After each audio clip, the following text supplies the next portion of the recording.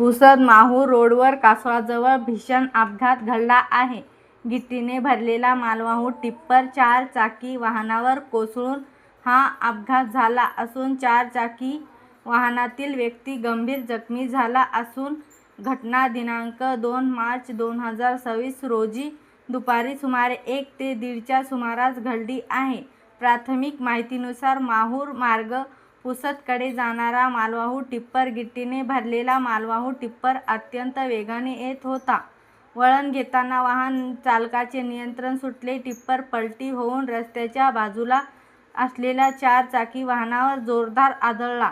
या भीषण अपघाताने 4 चाकी वाहनातील चालक किंवा प्रवासी गंभीर जखमी झाला असून त्याला तात्काळ रुग्णालयात दाखल करण्यात आले. अपघातानंतर नागरिकांनी धाव घेतली. जेसीबीच्या साहाय्याने टिप्पर आणि 4 चाकी वाहनाला हलविण्याचा प्रयत्न केला आणि पोलिसांनी माहिती होताच पोलिसांनी तात्काळ घटनास्थळी धाव घेतली.